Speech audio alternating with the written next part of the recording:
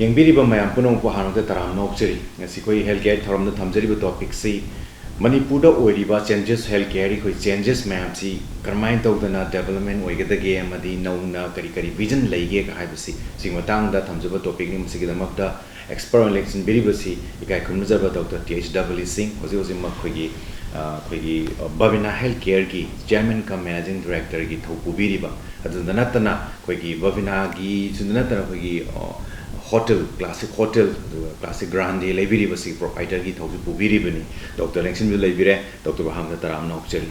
thank you doctor Thangjam Dabli Singh सोक लिसिंग अमगा चमापन यांखै मरीगी फेब्रुआरी तांग मापन पोखी मचिल मनाव तरागी मनुंगदा मंगा सुबनी डॉक्टर डबली सोक लिसिंग अमा चमापन हुमद्रा मरी मतमदुदा RMC हाइना खंगनबा हौजिंगना रिम्स हॉस्पिटल हाइना सु खंगनरबा इंस्टीट्यूट असिदगी MBBS पास तौखी PGI चंडीगढ़ सोक लिसिंग अमगा चमापन निफुनी थोइदा पैथोलॉजी दा पोस्ट ग्रेजुएशन लोइदुना रिम्स दा इहान हाना टीचिंग फैकल्टी ओइना मियांगी दमक थबक तौबा हौखी अमदी सोक लिसिंग अमा चमापन तरानी थोइ फाउबा जैन हॉस्पिटल दा प्रोफेसर ओइनसु थबक तौरमखी पुनमक्सिगी मथक्ता लुपा लिसिंग कुन खक्तना हौदोखिबा बबिना डायग्नोस्टिक सेंटर की फुल टाइम डायरेक्टर ओइने मियांगी दमक कथोकपगा लोइनना सेवा तौबा हौरखी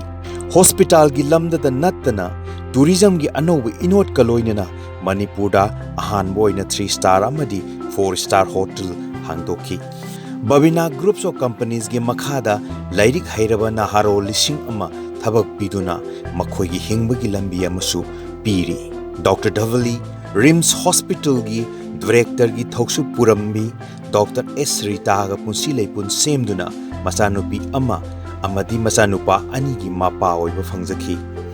डॉक्टर डबली तोंगान ऑर्गेनाइजेशन कुलहुमदोइमुकी मथक्ता प्रेसिडेंट अमदी मेंबर ओइना थौपुरी डॉक्टर डबली ना तौजरम थबक की महैना तोंगान ऑर्गेनाइजेशन अमदी इंस्टीट्यूट कयाना सक खंगबीदुना अवार्ड कया लांथोकपीखी मयामदुगी मनुंगदा थोइदोंना पंजरबदा डोना मिनिस्ट्री ने पीबा north east excellence award 2011 IEDNR new Delhi ने पीबा award for health care excellence 2012 अमदी हंदक द फंखिबा जापानीज गवर्नमेंट ने पीबा order of rising sun gold and silver rays थोइदोंना पनबदा चाउथोकसनिंगाई ओइरी डॉक्टर यामना कोई मणिपुर की दी मांगतुंग नजद्रे मणिपुर की दी हारिबा कोई सेक्टर हेल्थ केयर सेक्टर सिदा यामना पिकपदिग हौरागा नसीदी इवन इंडिया की लेवल दा कोई वर्ल्ड मा हाइड्रगसु कोइन याम कना हाइमन हाइदी हाइजनिंग बने अदु हाइम थोकद्रा अदु इंडिया की लेरिबा सेक्टर सिदा दी हेल्थ केयर सेक्टर सिदा थोइदोंना नोपत्रा ब्राइन खंजबा अदु कोई बबिना डायग्नोस्टिक सेंटर हाइदना मयामना अखोइना हौखिबा पौना बजादे हौखोइ ताजर हाइजरिबो अदा हौजिक सी NABL का फंगदना कोई NABL का सी करिनो जुस मयाम पुजरके अदा हौजिक लेदिबा इन मणिपुर की ट्रेन हाइजबतार हेल्थ केयर सेक्टर्स हौजिक लाइब्रेरी बबिना डायग्नोस सेंटर अदुगा हौजिक कइनो दसु हॉस्पिटल बबिना स्पेशलिटी हॉस्पिटल लेदना अमेरिकन ओंकोलॉजी इंस्टीट्यूट का पुन्ना कोई कुसमदना समिनदना हौजिक मणिपुर मियाम दसुगुम्बा कइनो पिबिरी हाइजरिबा सर्विस से करमानी येंबी मणिपुर की लाइब ट्रेन हाइजबतार हेल्थ केयर सेक्टर सिदा करी उबी अनौब विजन करी उबी याम नुवाइजै अइगोंदा सिगी खना नेनबसिदा सरुग यानबा चांस पीबीबसी पर्सनली कोई ऑलमोस्ट सही कुंथ्रा तरेट निपन सुरे ना हेल्थ केयर की मरोइना डायग्नोस्टिक हेल्थ केयर दा चंगजन जरपसी 1983 की नवंबर थादगी हौरगा हौजिक फाउसी ऑलमोस्ट सही कुंथ्रा तरेट मपुन फाखरे मतमदुदा लेरंबा हेल्थ केयर की सिस्टम गा दगी हुजिक लेरिबा हेल्थ केयर सिस्टम गा याम चावना खेनब लई दुका मतमदुदा याम बेसिक होइबा कोई अना लायंगी थबक सी मणिपुर गवर्नमेंट की हॉस्पिटल अमा अनि गुम लेरमी कोई डिस्ट्रिक्ट हॉस्पिटल है ना अदे मतुंग रीजनल मेडिकल कॉलेज लाए अदे हुजिकती कोई जेनिम्स लेदना मणिपुर चौक मेडिकल कॉलेज लेरे हारिबा सही निफु मुखी ममांगदुददी कोई अना लायंगबसी मरुइना अनाबदुगी हिस्ट्री दुगा डॉक्टर दुना माना फंगबा लाय कनो द एग्जामिनेशन तो द फंगबा फाइंडिंग खरदु द बेस तोरगा लायंगबगी थबक से सथरमी द इन्वेस्टिगेशन तौदना स्पेसिफिक मागी अनाबगी लायों डायग्नोसिस तौनबगी फैसिलिटीज मतमद लेरमदे अदुबु 1983 दा यामना पिकना बीटी रोड की रुमहोल टैंक सुपरमार्केट कॉम्प्लेक्स तो कोई होजगी बनी यामना बेसिक वेब इन्वेस्टिगेशन खर तौरगा होजगी बनी अदुबु हौगी बचही उन कंट्रास्ट दा completely कोई लाइंग बा की मवंग सी पूरा होंगरे होजकी मतमदा इन्वेस्टिगेशन यावदना अनाबगी डायग्नोसिस तौबसी almost तौद्रगुमनी एनी पेशेंट अमना करिगुंबा नुआइतबा म लेरेना डॉक्टर से चत मतमदा इन्वेस्टिगेशन यावदना डायरेक्ट हते हिदाक थाबसी चनद्रे मसी मरमसु लई दी इन्वेस्टिगेशन यावदना प्रूफ तौदना हिदाक थाबसी यादी हैबगे दुंबा सिस्टम मसु लेबदुनने डायग्नोस्टिक की हिरम सिदसु यामना चाउना चेंजेस में याम लाखरे मतम दुदैदा इचम चंबा टेस्ट खर नतना एडवांस ओवर टेस्टिंग से फंगमदे मणिपुर नतना इंडिया की मफम सिंह होबद लेरमदे इन निसंग जबदा 1980 अदवाइदा कोना पीजी तो मतम से ता यामना चंबा टेस्ट खरा ममिंग खरा मनी एग्जांपल वन पिजगे यूरिनरी प्रेगनेंसी टेस्ट कोई नुपी मसे प्रेग्नेंट ओई दी सी खंगना नबगी टेस्ट तो बसी कोना मतम तोइदा हंगोई गुंबा मदा नुपी से यूरिन से इंजेक्शन तौर कापसलगा नुट हमनी गुम थम मतुंगदा हंगोई से सैक्रिफाइस तौर हालगा मनुंगदा ओवुलेशन तौर खोपरानी येंगा ओवुलेशन तौर तारगदी प्रेग्नेंट ओइरेन अदमाय तौर डायग्नोस तौरमे हाइस 1980 की बारे ने अदुबु याम थुना 1983 84 कोइना डायग्नोस्टिक सेंटर से हांगा होरप मतम दैदा चुमदगी यूरिन ड्रॉप खर सिनरगा रिएजेंट खर सिनरगा डायग्नोस तौबसी किचनबी दुम लाय अदु हुजिक्ति अदुमेंटिक टेस्ट तौबगी सुंबा सी फैसिलिटीज लेरे सम चमना हुजिकी ngसाइगी यूरिनरी प्रेगनेंसी टेस्ट सी इवन लैबोरेटरी चत्र भावदा मी सिंगसिना कोई पेशेंट मक हाइगद्रा पेशेंट नतबा मीनसु दुम कोई यूरिनरी प्रेगनेंसी टेस्ट से दुम मसाना कोई फार्मेसी नत्रगा एनी सप्लायर अमदगी रिएजेंसी लेरे मसाना हो टेस्ट तौरगा येंबी यारपगी अदुगी फैसिलिटीज भाव लेरबनी सुमाइन तौदना ब्लड टेस्ट की खंदे देगी एनी इन्वेस्टिगेशन से रेडियोलॉजी की करेगी मैम से याम चावना होंबा लाखरे अदुगा सिना डायग्नोस्टिक्स की फैसिलिटीज की मतंग दनी अदुगा लोइना लायंग बगी मतंग दसु मणिपुर दा चौबा चेंजेस में हम कोई उदन दुम लाई अदुगा हुजिकसु चेंज तो लेप्त्री दा हुजिकी अ हाय पंजगीबा डायग्नोस्टिक सेंटर सी मणिपुर दा दुम लाई खरा दुम लाई हाजरीबा मैम मणिपुर सेवा तो बीबा मैम थोपी रही अदुबा अतोपा सी सरकार की मधु परमिशन पाइगदबनी गवर्नमेंट अयाबा पीदबा मैम गवर्नमेंट सु थिजिल हाजरीबा मधुना तोंगान थमकांदा मोगिसु तौबीरीबा मैम मणिपुर मियामदमक्तनी तोंगान मधुना बिजनेस नेना खलगसु मियामदमक्तनी हाजरीबा अदु मैम सिगी मनुंगदा इंडिया की ओइना कोई एनएबीएल फंगबा हाइदना फंगबीरी कोई बबिना डायग्नोस्टिक सेंटर सी अदु एनएबीएल हाइबसी करमाइना फंगी अदुगा माई स्टेटस सी एवरी वंस फंगरगदी दुम लोइरबराना माई स्टेटस कोई मेंटेन तौबगी दरकार ओइबर करमाइन तौई हाय मरुइना हुजिक खोइगी मणिपुर नत्रगना इंडिया से तौरिसी लैबोरेटरी सी एनी टाइम मी अमना लेबम हांगनिंग मतमदा दुम हांगबे याबगी परमिशन दुम लई तौबदबु मणिपुर गवर्नमेंट नत्रगना इंडिया की स्टेट की गवर्नमेंट की अथॉरिटी दगी परमिशन हम चंगे मणिपुर की सुजिक हेल्थ डिपार्टमेंट दगी कोइना परमिशन हम चंगे माय रजिस्ट्रेशन तौबम चंगे अदुगा लैब सिंग सिदैदा कयाम कुपथना कयाम सेक्शन ना टेस्ट तौगे अदुगा मागी थोलेबा रिजल्ट सी कयाम रिलायबल होगे कयाम थाजनिंगा होगे हाइबसी स्टैंडर्डाइज तौबगी सिस्टम दु इंडिया दो सिक्ति लेत्री अदुगा गवर्नमेंट सु सिदैदा याम स्ट्रिक्टली कोई रेगुलेट तौदना लैब सिंग सी रिजल्ट सिंग सी लोइना बा एक्यूरेटली असोयंगाम यावदना थोंगनबा अदुगुम्बा मेकानिज्म अमदि लेते हुजिकसे समना हायरदा मसी अनरेगुलेटेड सेक्टर नि हुजिकसे हेल्थ केयर की इन जनरल ओइना अदुगा NABL accreditation नि मतंग दै खितंग थमजगे NABL accreditation जी NABL हाइबसी national accreditation board for testing and calibration laboratories हाइबने में फुल फॉर्म से national accreditation board for testing and calibration laboratories से science and technology department government of India की autonomous body mani mai makhada leiba NABL se magi main primary objective sina India da level lab sing si moi masa masa na pamjaragadi moi gi makhada accreditation to bi accreditation is na kitang han advance over recognition makhalam ni sumnagi certification to boga accreditation to boga si accreditation na kra level lama kra wang re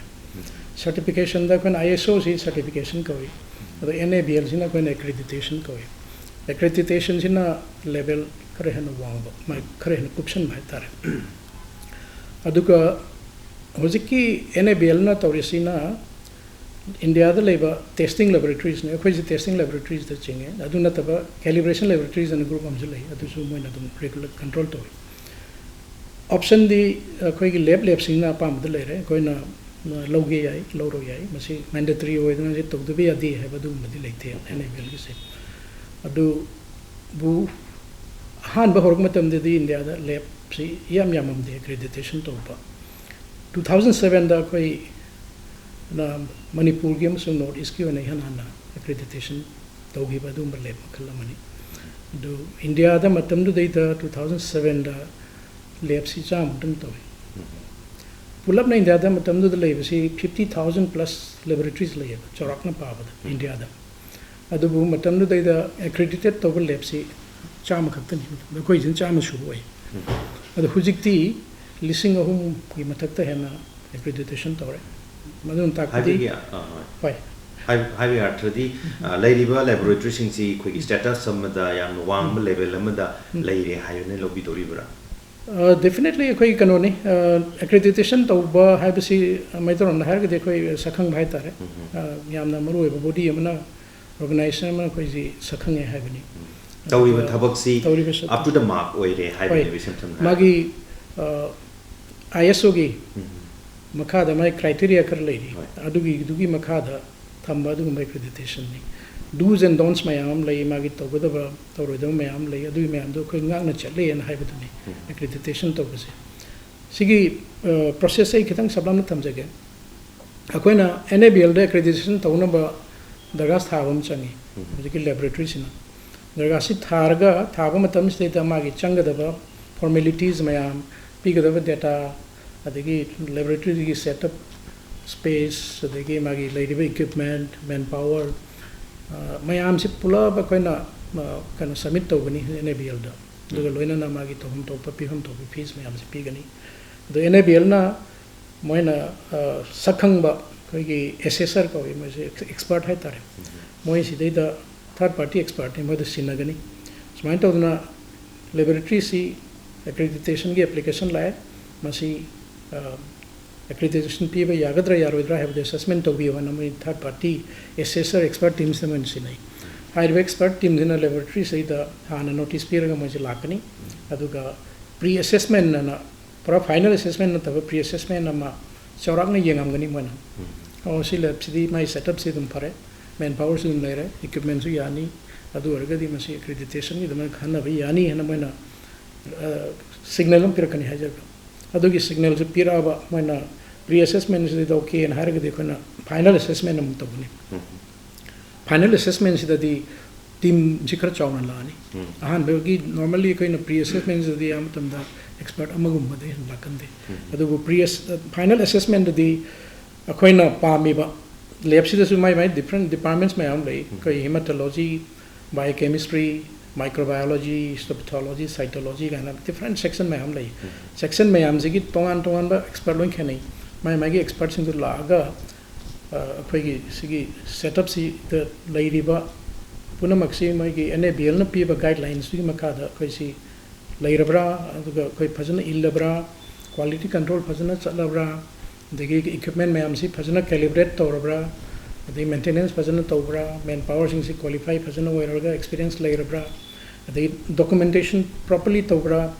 data mai am si phajana file tobra even akhoi all records mai am si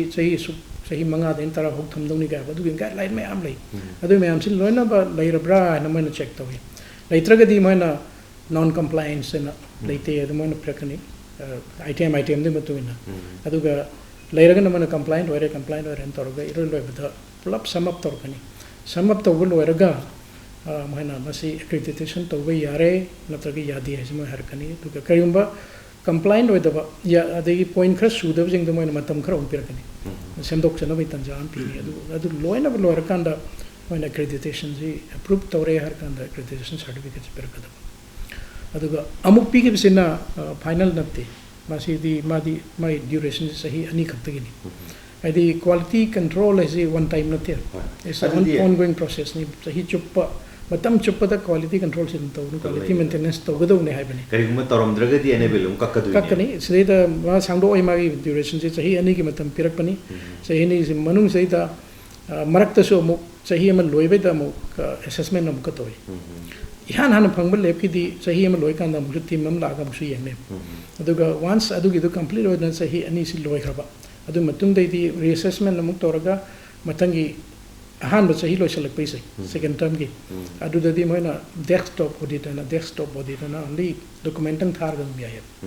अदुगा सही अनी लोरगा team अमुक लागा अमुक Young अदु माइतोना सही अनी के तोबो बबिनादी सही कया सुरे कोई 2007 दगी ने कोइना एक्रेडिटेशन फंगजगे से हजिक 2021 यौरबनिना ऑलमोस्ट सही तरह हम तरह मरी सुरे मतम द नोट इस की वना क्वेश्चन यान हान बनी अदु हजिकति नोट इस द एक्रेडिटेशन फंगबल लेप्सी इम्फाल मक्तदा मरी गुमदि लेरे इनकन हॉस्पिटल बेस दगी तोंगाना लेप होइना सो सहीदा मुक एक्रेडिटेशन फंगे एना एनेबल फंगे एना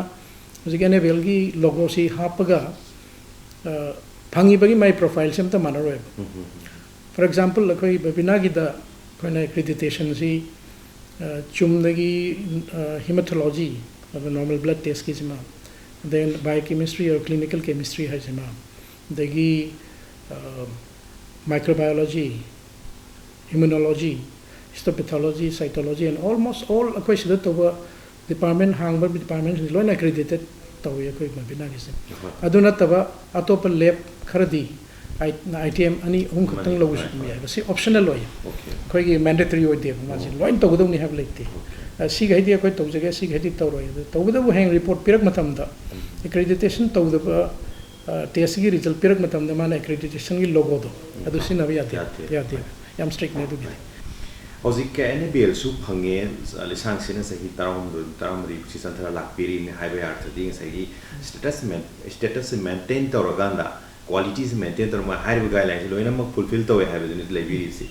अदा इना हंजेदिंग से कोई रिजल्ट सी कोई अमगा से मानदबा पोट हेक लाई हाइजरीबा अदुगा रिजल्ट सिना मानदबा नतना कोइना करिगुंबा पोरमा कोइना खुश हाइ लेतबा पोरम हाइतारेको मपान हेक थाबे पोरमसु लेबि हाइजरीबा मसी अखोइना स्वाइद लोइना मो फंगबगी पोसी क्याम वाली मदुगी कोइगी कैनोगी बबिनागी ओबा विजन अमा थबिबा तमदा लोइना ऑलमोस्ट फंगनी का हाइबसे करम मतमदा काते कोइ आशा तौबिरी या एम चुमे कोइ लैब अमगी रिजल्ट खेनबसी कोइ अदुम थेंगनै अदु लैब मनुंगदसु कोइ इसाना तौजबा टेस्टसु अदुम ngasi pi ke mathang nongala pi bisi dum khenaba adi khenori da khenaba khenaga da busu leidum leidu khenori da khenaba ko dum thengna sei adum ba si puna maksi laboratory result si thok na hona bada factor mayam le sabna mang tu thamjage madudi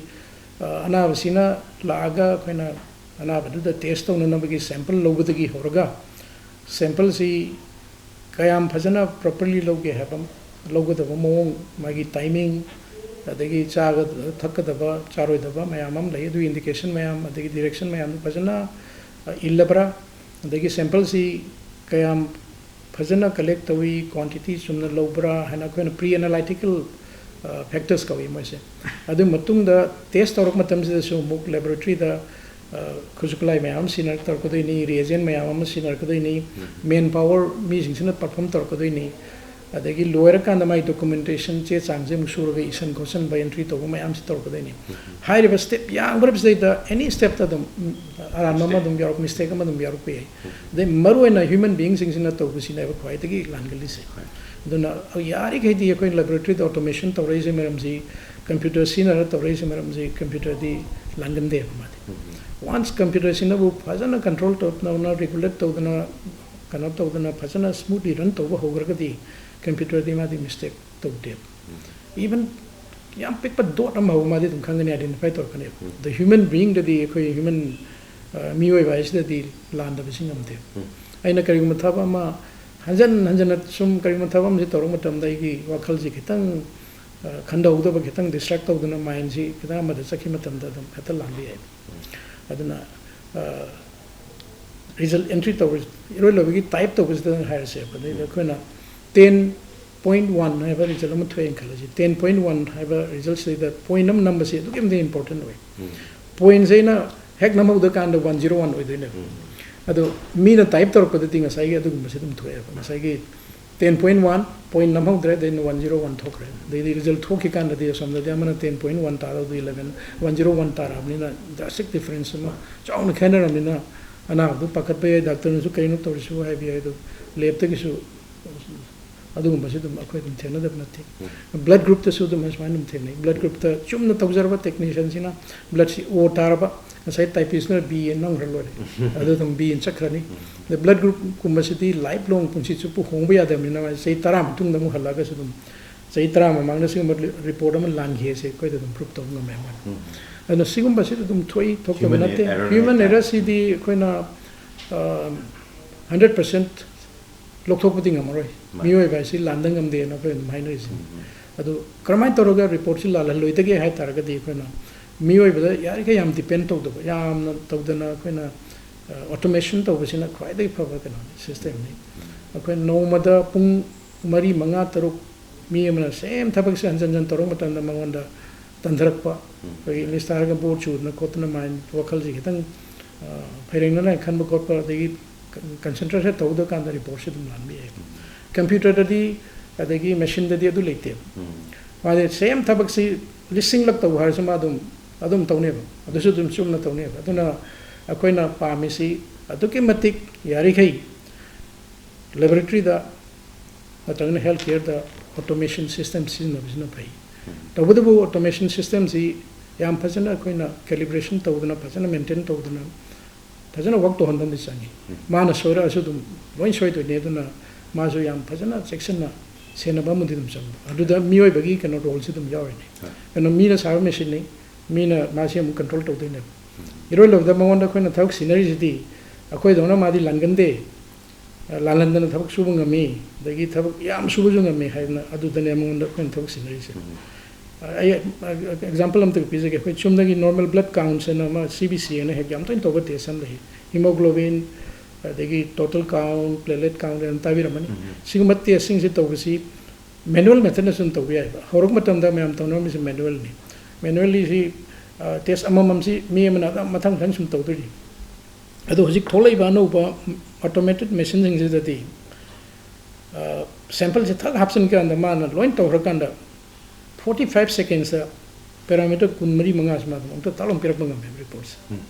hari ba parameter kunmari manga je koina mioi bana adu laboratory technician amana mathang amam sun torga calculator hot targa di pungam khani changbe testum loi kan da 45 seconds pirak dai adun nga sai gi speed volume control to ba degi yam to ba yam accurately to ngam se machine sing automated machine sing yam hele gradually koina hana manual method torma me am si matam gi matung ina automation noina bole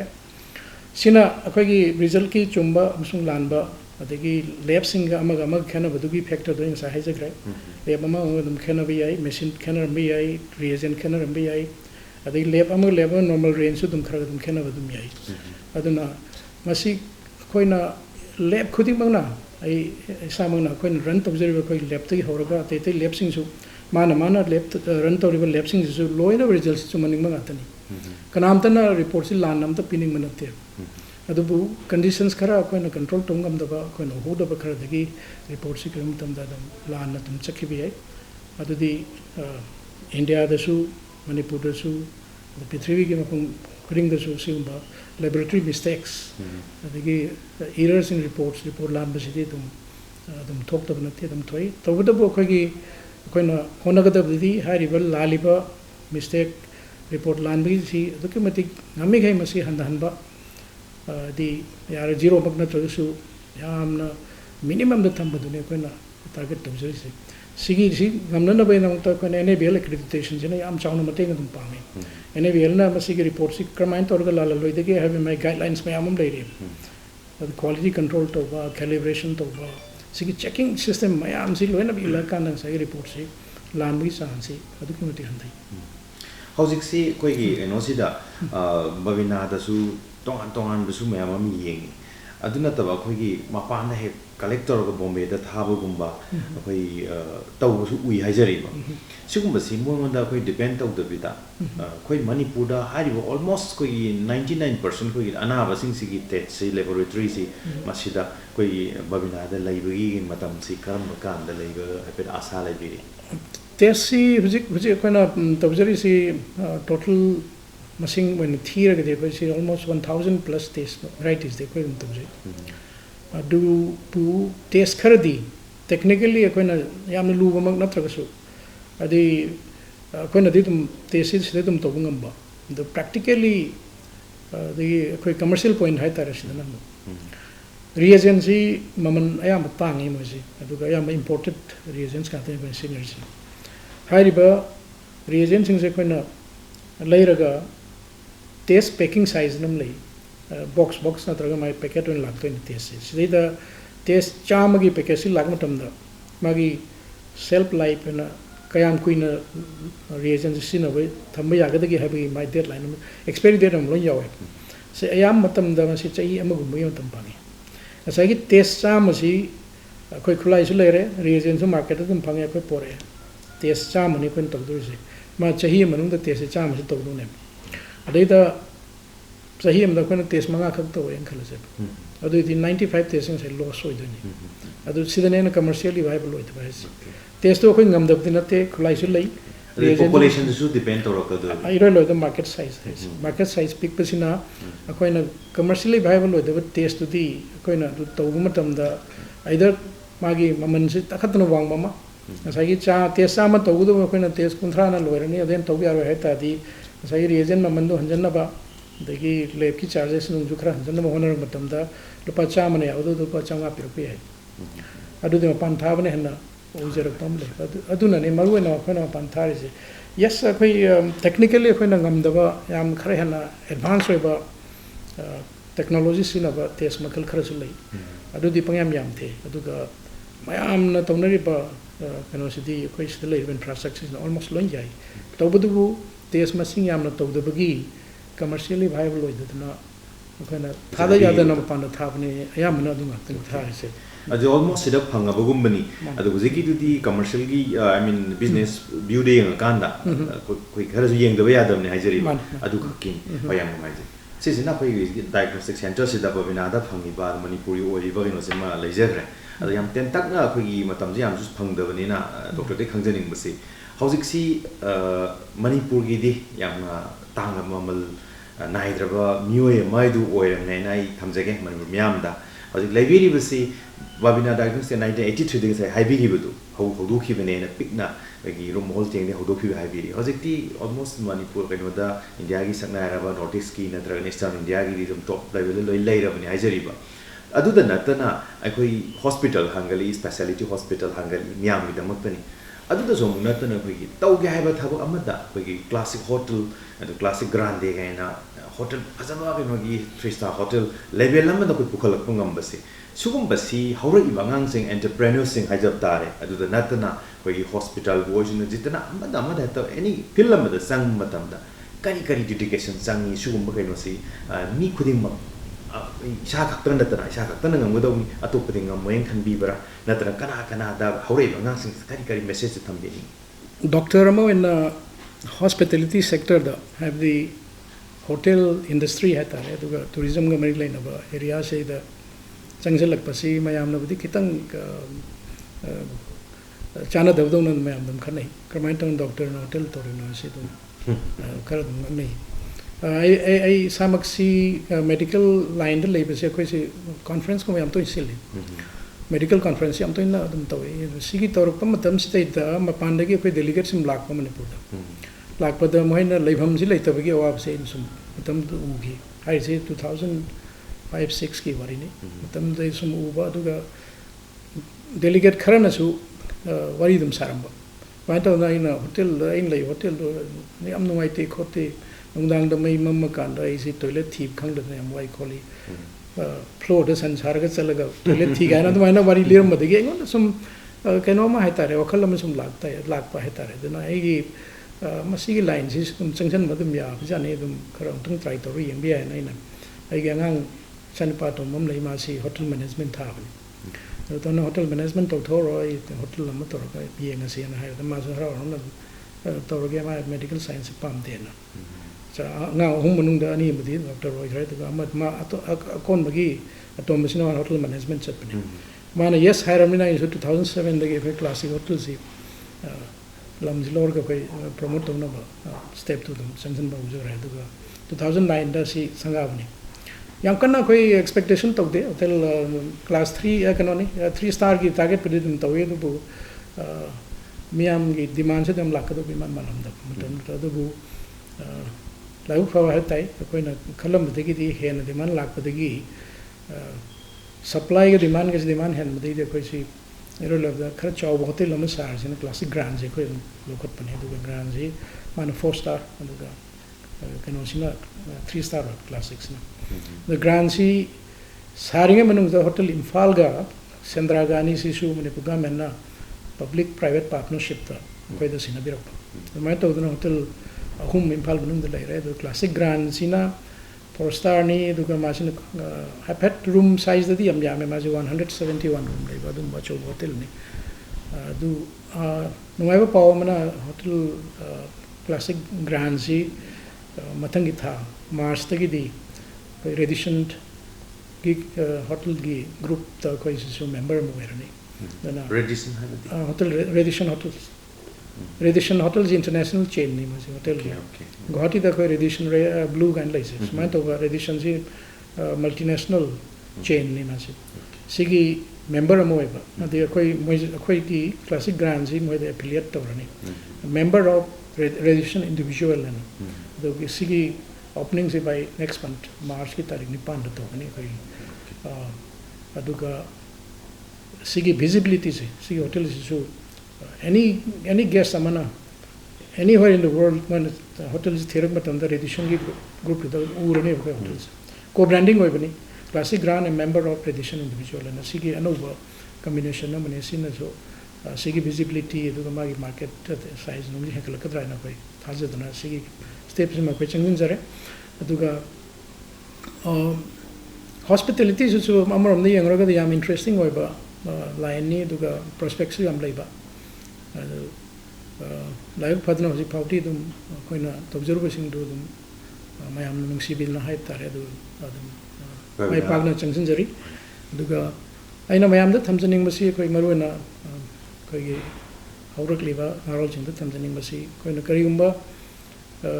thaba ma tawgen ninga gadi sada pura commitment ama changi aduga yamna thoi aksang yauna sincerity ama loina no hona ma changi adu koina full dedication full sincerity aduga kanna nomba thabak kanna suba koi hard work hai bisi mede adu idim hot sin binab leite na hard work sincerity ani si gi combination ji aur gadi dum mai pakane ga thaja jai tawbadu miyoi bagi laibak khaiba musu aina thaja jabam dai laibak si na tamamdra gadi aina phane amninga ga su ya yate adu laibak na ga tamamma ba dagi aina tawjaru badu su kra sincerely amoi sengna kanna hona na thoksi honor na changjal lagadi aina koina tawjaru ba thabak sing se mai pakani ha se gi thaja jab yamna fazaba message ma Manipur miyam da harokliba koi entrepreneur sing adu hospitality I mean koi leriba healthcare sector sida tawingba miyam lerega su koi honaba haibasi matangai fade dedication aduga koi sincerity haibu muzi doctor thambigre engbiri miyam puna muna koi loksima birang mane khali doctor makhata basi mayam si urakanda doctor si tongan ba sector I mean enojing da koi IMA da Indian Medical Association gi su chairman obirami president obirami adu natana tongan ba organization mayam da thobu birami haijari ba adu natana koi even koi tourism gi department da su koi थौकुबीदना मनपुर मियाम represent तौरगांदा कोई India की ओइना मनपुर की ओइना मयाम अमा थौवाई कयाम का तौबीरम हेजरिबा मसिबु सखंगबु ओइना even healthcare की sector दा कोई award क्या हम हदक तसु कोई order of the rising sun Japan की कोई country ना Japanese का इन्होंने embassy ने का पीदना तौबी की भाईजर करी करी नसीब हो पता achievement हारी बता तौबीरी बा मैं हम से सखंग बता नसीब हो पता करी करी even hospital की side दा अभी healthcare sector दा नत्रगना tourism की side दा करी करी दी फंग भी करे हो गए बच्चे ही तारा मुक्षित कोई ना संगठन जरूर तब जरूर सिगी मही वेना कोई सखंग बिरक्पा अवार्ड खर दे कोई फंगजखरे मदु मनुंग द नॉर्थ ईस्ट एक्सीलेंस अवार्ड दोनों मिनिस्ट्री की मखादा 2010 दा कोई एंटरप्रेन्योरशिप की मागी एक्टिविटी कोई तबजरु बदुगी सखंग मोइना पीबी रखी अदुगो लोइना ना हेल्थ केयर की इरम द जो हेल्थ केयर एक्सीलेंस अवार्ड अदगी मदर तेरेसा एक्सीलेंस अवार्ड नेटफी अवार्ड नसिंग बाको क्या फंगजखरे अदुगा 2019 दा Icon of Ethical Healthcare Award and Speak have a NGO mana Chandigarh based of mana amasho the PB Raki Maruana ethical healthcare services ki matang dani magi maru eba team di medical science the koi karmai torga ethically koi work to be agadage duga medical science कोई medical practice तो वैसे तो expenditure कोई ना वैसे ना याम है ना कोई ऊपर थांग मंगम दबा खर्चा चंगत पर मैं हमसे करमाई तो हंडन दगे है बा अदुगम बगी एरिया दा याना फोकस तो अदुगम organization ने हजिके speak है से मोइगा कोई interaction नम तो रगा कोई performance दगी basis the base तो रगा मैं नसीगे award से कोई दा पीबी रखनी example है ना कोई लोइना बता दरकार लेते हुए टेस्ट में याम तो भी आवी डॉक्टर सिंह ने है ना दरकार लेते हुए टेस्ट क्या मुझे तो भी आवी सिगुम में हमसे का मैं तो हंदनी तो का यारी गई चंद भी आदब टेस्ट नुंग तो रगा पेशेंट सिंह था मागी कॉस्ट कटिंग से कोई पैसा याम है ना चंगन दना कोना सिगी मतंग दा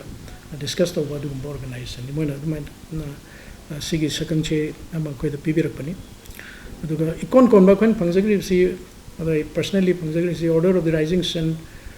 gold and silver raise have been a government of Japan na ayag isa magna Manipur Tourism Forum ki president on work of jaram matam adu matung da Imphal Peace Museum sigi construction matam da chairman of construction committee on thau pujaram ba basing matung da government of Japan na hai riba museum phajana loisalaga koi ki hangi ba loina na commemoration program ama second world war gi ko na my partner organized over say the Japanese man the koiga toy na interact on loina rakpada moiga koi naksana ko myam si yaga sakhang bi boy na masari ba sigi decoration se ko da isa da on pipi rakani adubu koi organization ani lejai sigi mari lena ba amana Manipur Tourism Forum ana ko ye duga topa maduna second world war Imphal campaign foundation an ko hai organization ani sigi pulap na khodarga mai to na to hibani सिगुम्बा अवार्डशिप फंगपदा ऐसाना फंगजबो ओरगसो एगोन पीबी रखो ओरगसो हाइरिबा ऑर्गेनाइजेशन अनि सिगी मेंबर्स सिंगी कंट्रीब्यूशन दिसो एदम अकोय पुना मंगना फंगिनबनी हाइना अदमाइना थमजनी हाइरिबा अवार्ड सी कैनुगी मोइगी लाइपाक तो खक्तनतना पृथ्वी की करम करमबा आई मीन कया मी मसिंग कया मोइना फंगदोरी बिस मसि करोनी सिगी अवार्ड सी मखल यामे दुगा पीबा मसिंग सो दुम यामे Japanese mayam da maruina Japanese mayam am da piraga foreign national sing da sumai adum sahi khuding khara dum pi handaki sahi gi oina koina phangba award si India gi oina mi ahum pi bani Delhi dai ani amaga aisa makka aduga sahi gi dum hoina dum country ga dum hong pai ai aduga dum mang da so Indian khara dum han phangre adu handaki oina di ahum ni hariba award si 2020 gi May thada lokhoke ba I think the last day of the April or many announced to give adu presentation say magi COVID-19 pandemic se maram hoidna presentation to we adna ya amna thengdar aga to 2021 gen ki February ki ta handaki February ki tarik ta travel side presentation se to biram ꯑꯩꯈꯣꯏꯒꯤ Order of the Rising Sun and Japan government ka pibiriba sugumba award si araiba mi da piba nattaba haitare India gi su khoi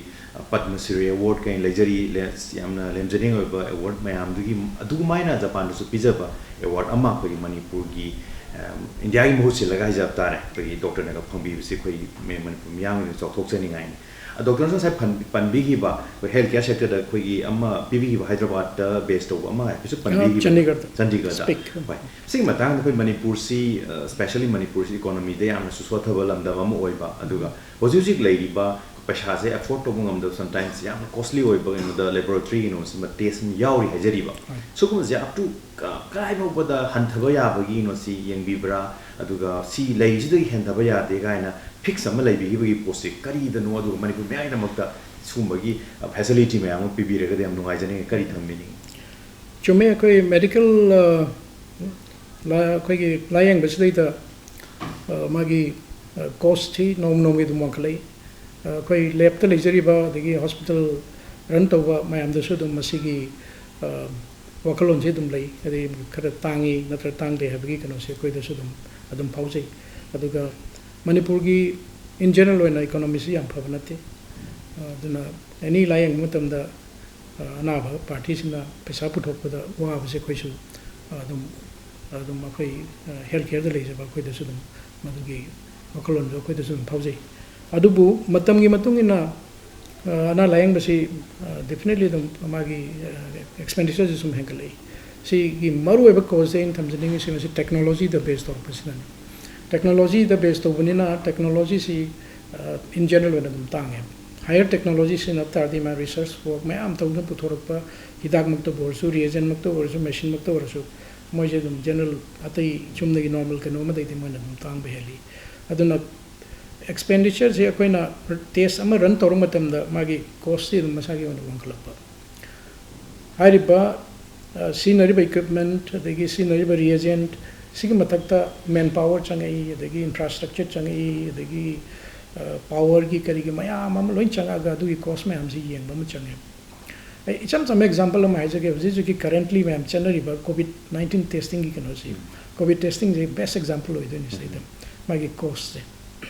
yan han ba masigi tesi horok matam da market ta magi akoina scenery ba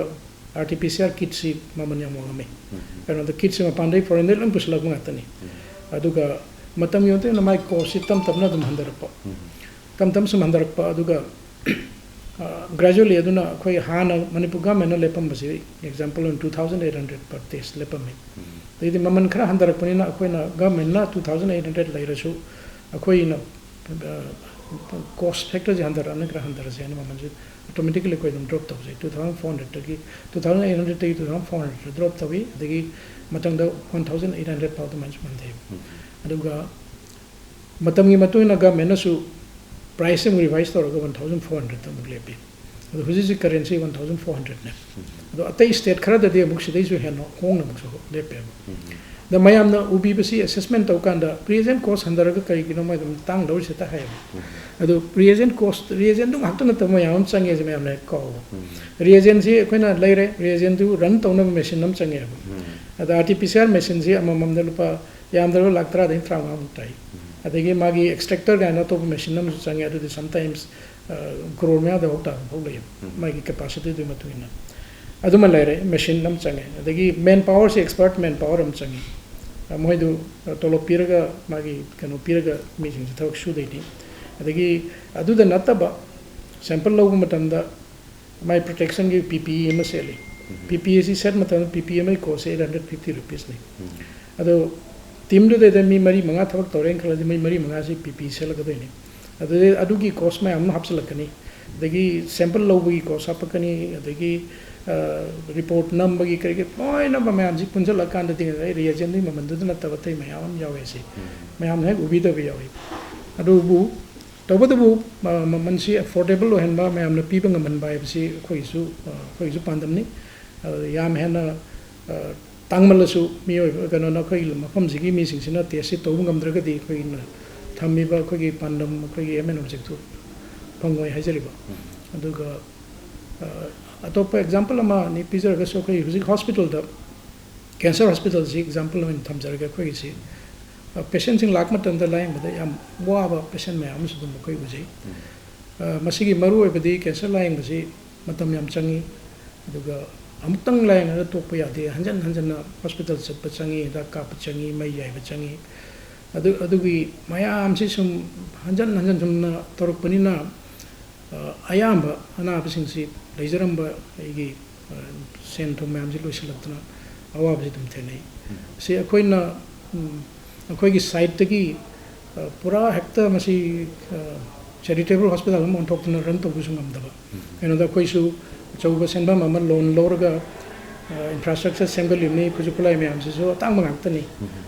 example होना कोई ना जिक मई याइब सीनरिबा linear accelerator ना मणिपुर यहान बने से लेसे कोई सजीवागी hospital लेसे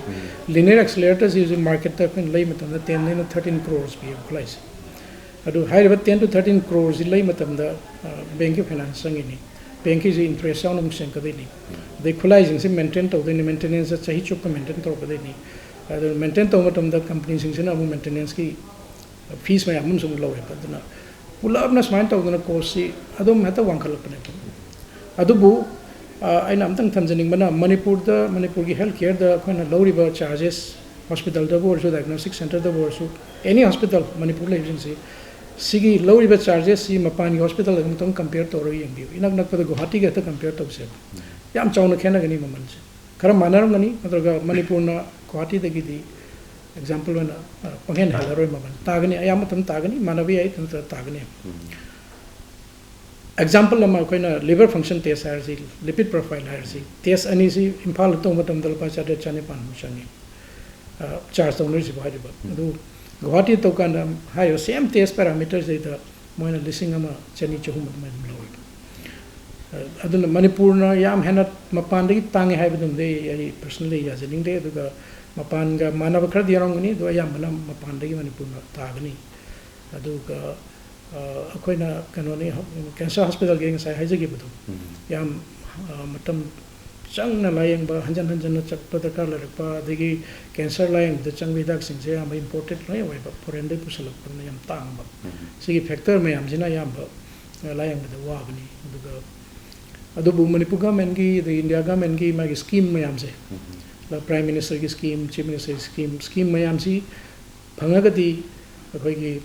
हाइरिबा कार्ड होल्डर सिंग तो दे दगी बेनिफिट सिंग तो फंगगदी दम लायंग द खितंग वावदे हंदगनी हाइबसे ताजा हजिक बबिना स्पेशलिटी हॉस्पिटल से लैली बखोइगी कैंसर हॉस्पिटल से मसीदसु जी हाइबा खोइगी चीफ मिनिस्टर की तेंगबा सिरि तेंगबा से लोइना मोदम फाइबल तो हुजिक मके दी सी अंडर प्रोसेस त लैबा हतारे यहाँ हान बदा मणिपुर गवर्नमेंट की हेल्थ डिपार्टमेंट ना सी रिकॉग्नाइज तो बम चंग हॉस्पिटल से रिकॉग्नाइज तो बम चंगी रजिस्ट्रेशन तो बम चंगी रजिस्ट्रेशन प्रोसेस लोइग्रे दुगा रजिस्ट्रेशन नंबर जो फंगे दना हुजिक की हाइबा स्कीम जिंग सी लोना नो कोई प्रोसेस तो बहु जरे स्कीम दो हेक फंगा दिया ना आपसे ना दुगी कार्ड होल्डर सिंग कार्ड तो लगा दम फ्री द ट्रीटमेंट लोगु याकी चांस याम थुना दम फंगा गनी है अदमाइन तमसे याम नुआइजे सुगुम्बा हेल्थ केयर की सेक्टर सिदा जौबा थौदांग लोबीदना अवार्ड मैम जु फंगबिरी अदुदा नतना खोगी हॉस्पिटलिटी आई मीन लाइक खोगी टूरिज्म की साइड सिदसु खोगी अचौबा थौदांग लोबीदना भारत नतना खोई जापान की अतोप कंट्री मनका सखंगबिदना खोगी सुम अवार्ड के पिबिरो को से खोई याम चौथोकचनिंगाय चोइजे अदुदा नतना खोगी लैरिबा हाइजरिबा खोई मणिपुर की रेनोसिदादी खोई पीपल जिंगसी पैसा पाइबा नतबा अदुगा सुम्बा कैंसर की गेनो से लाइंग जिबा थाब चथरा कांददी अचौबा ह्यूज खोगी इवन पुबा थांगो मोइदो मयाम लाइबा पोसी खजे तो कोई ततागुम्बा लैरिबा ततागुम्बा कोई ट्रस्ट का सेमदना मयाम लैबि मणिपुर दा पैसा पाइ मयाम जु लै अदु मयाम सिगा पुंजिनरा सुगुम्बा कैनो से मतेंग पांगबगी पोट काति लैबिबरा अरोय गोइना दंतंग थंबिरम मतमगी मतुंग इन अदु दुम लाकपि है अदु हुजिक मकी ओइनदी अखोइना हुजिक प्रमोट तौजरिबा हॉस्पिटल से अमेरिकन ऑन्कोलॉजी इंस्टीट्यूट का पार्टनरशिप अरगा तौबनी मोइनसु अखोइ सिदे इन्वेस्टमेंट तौबा अदु अखोइगा लोइना दम टीम मोइना वर्क तौमिनबनी सी स्पेसिफिक कॉन्ट्रैक्ट पीरियड अमगिनी हाइबा मतम जी लोइग्रबा दुगा हॉस्पिटल सिगी अखोइना लौसलुबा लोन नुंगी फिवम जी सिंगबल लोइसलक्तना नॉर्मल कंडीशन लागतारगदी अखोइगी फ्यूचर लाइन से इना आई वकलन थमजबसी मतम खरगी मतुंगदा सही खरदी चंगिनी मतम देदा मसी ट्रस्टकुम्बा मन रन तौरगा चैरिटेबल हॉस्पिटल की टाइप तबाउबा अदुगुम्बा मन तौसराना आई वखलोन लेजे ꯌꯥꯝ ꯅꯨꯡꯉꯥꯏꯖꯩ ꯃꯅꯤꯄꯨꯔ ꯃꯤꯌꯥꯝꯒꯤꯗꯃꯛꯇꯗꯤ ꯃꯗꯨ ꯌꯥꯝ ꯀꯥꯟꯅꯕ ꯑꯃ ꯑꯣꯏꯗꯣꯏꯅꯤ ꯍꯥꯏꯖꯔꯤꯕ ꯍꯣꯏ ꯌꯥꯝ ꯅꯨꯡꯉꯥꯏꯖꯩ ꯑꯁꯤꯟꯕ ꯃꯇꯝ ꯀꯥꯏꯊꯣꯛꯄꯤꯔꯀꯥꯟꯗ ꯉꯁꯤꯁꯤ ꯑꯩꯈꯣꯏꯒꯤ ꯌꯥꯝꯅꯁꯨ ꯅꯨꯡꯉꯥꯏꯕ ꯑꯦꯋꯥꯔꯗ ꯑꯃ ꯐꯪꯕꯒꯤ ꯖꯄꯥꯅꯤꯁ ꯒꯚꯔꯟꯃꯦꯟꯠꯅ ꯄꯤꯔꯤꯕ ꯑꯦꯋꯥꯔꯗ ꯐꯪꯕꯒꯤ ꯑꯃꯨꯛꯀ ꯍꯟꯅ ꯀꯪꯒ꯭ꯔꯦꯆꯨꯂꯦꯁꯟ ꯇꯧꯖꯔꯤ ꯑꯗꯨꯗ ꯅꯠꯇꯅ ꯃꯅꯤꯄꯨꯔ ꯃꯤꯌꯥꯝꯒꯤꯗꯃꯛꯇ ꯏꯟꯗꯤꯌꯥꯒꯤꯗꯃꯛꯇ ꯃꯇꯝ ꯁꯥꯡꯅ ꯁꯤꯒꯨꯝꯕ ꯁꯦꯕꯥꯁꯦ ꯇꯧꯕ ꯉꯝꯕ ꯑꯣꯏꯕꯤꯌꯨ ꯍꯥꯏꯕꯗꯨ ꯊꯝꯖꯔꯒ ꯉꯁꯤꯒꯤꯗꯃꯛꯇ ꯊꯥꯒꯠꯄ ꯐꯣꯡꯗꯣꯛꯆꯩ थैंक यू हम नोइजा ꯃꯁꯤꯒ ꯂꯣꯏꯅꯅ ꯉꯁꯤꯒꯤꯗꯃꯛꯇ ꯇꯥꯏꯝꯁ ꯇꯤꯚꯤ ꯌꯦꯡꯕꯤꯔꯤꯕ ꯃꯌꯥꯝ ꯄꯨꯝꯅꯃꯛꯄꯨ ꯑꯃꯨꯛꯀ ꯍꯟꯅ ꯈꯨꯔꯨꯝꯖꯕ ꯑꯣꯏꯅ ꯃꯇꯥꯡꯁꯤ ꯇꯦꯟꯁꯤꯟꯖꯒꯦ ꯃꯊꯪꯒꯤ ꯐ꯭ꯔꯥꯏꯗꯦ ꯅꯨꯃꯤꯠꯀꯤ ꯄꯨꯡꯐꯝꯁꯤꯃꯛꯇꯗ ꯑꯇꯣꯞꯄ ꯇꯣꯄꯤꯛ ꯑꯃꯒ ꯑꯃꯨꯛ ꯄꯨꯖꯔꯛꯀꯦ ꯃꯌꯥꯝ ꯃꯇꯝ ꯑꯗꯨꯐꯥꯎꯗꯤ ꯉꯥꯏꯕꯤꯌꯨ ꯊꯦꯡꯛ ꯌꯨ ꯚꯦꯔꯤ ꯃꯆ